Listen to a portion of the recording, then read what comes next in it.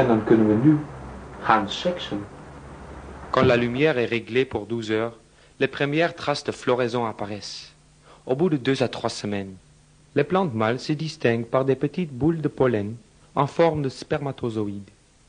Le pollen fécondera les plantes femelles si elles ne sont pas rapidement séparées les unes des autres.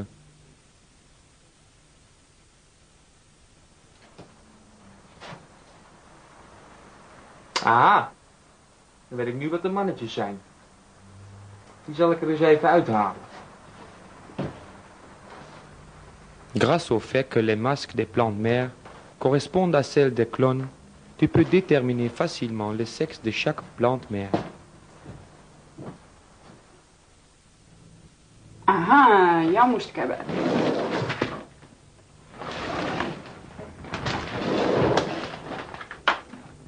Armande sépare aussi les plantes mâles des plantes femelles dans la chambre de croissance.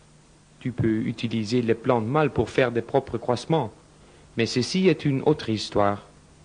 Un problème courant pour le cultivateur de cannabis est l'araignée rouge. Contre ça, utilise des teignes. Contrôle régulièrement la présence de parasites. Vérifie surtout le dessous des feuilles.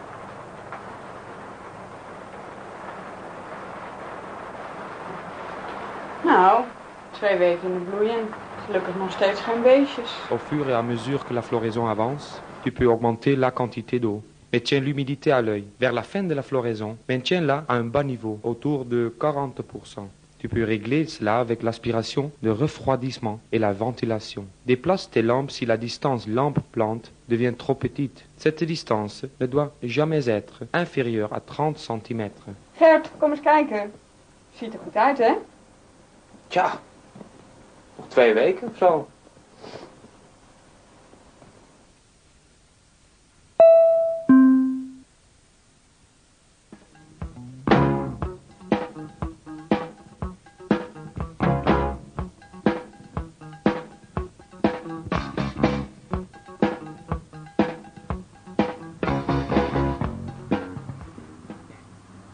Nou, ze hebben nu 1 dag geen water gehad. Nou, dan kunnen we gaan oogsten.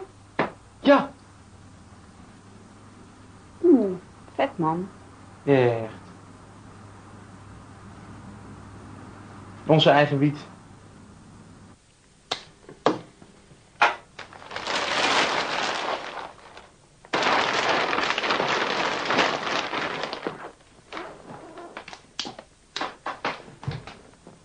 Zo, nu maar knippen. Goh, wat plakt dat. Ja, zeker. Maar, het ruikt heerlijk. Wat een geur inderdaad. Entre-temps, Gérard a déjà préparé un nouveau lot de clones. Et ils sont prêts à prendre racine dans la chambre de croissance. Après chaque récolte, nettoie complètement la pièce. Rince les tuyaux à l'eau chaude et vérifie que les systèmes de goutte à goutte ne sont pas bouchés. Nettoie les bacs, le sol et éventuellement même les murs pour que toute trace de moisissure et ou parasites disparaissent complètement.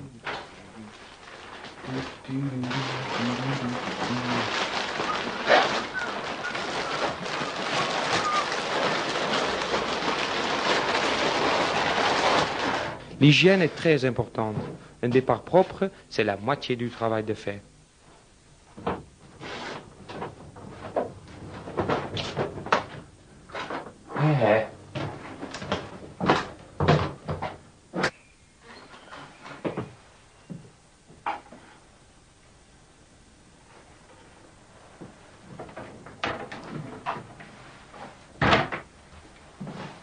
Pour les sécher, pendre les plantes dans un endroit sombre, un placard par exemple. Ce processus demande du temps, entre 2 et 3 semaines. Aha! Ik dacht ook al dat ze droog waren. Nou, zullen we dan maar gaan roken? Dat is helemaal geen slecht idee. Oké.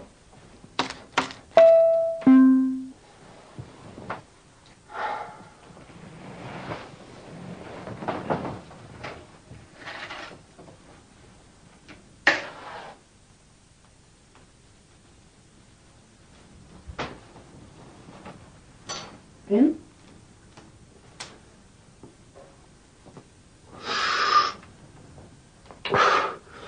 Ons eerste eigen wietje.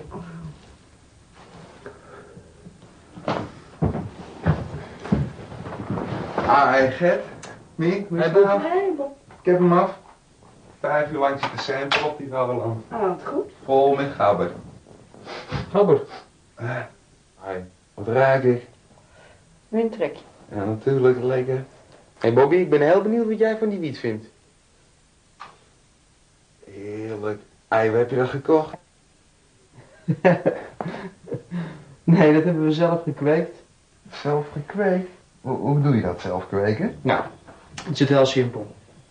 Kijk, we kwamen een vriend tegen in het park. Ik Ken. kweekte al jaren zelf en zo zijn we eigenlijk op het idee gekomen. Gewoon een zolderkamertje opgeknapt. Lampen gekocht bij de Sensi Seeds. Gaaf, Ja, Heerlijk. ik zweer het je. Dus mijn studio kan eruit. En Denk je lampje erin en Ja. wietje. Denk je wel?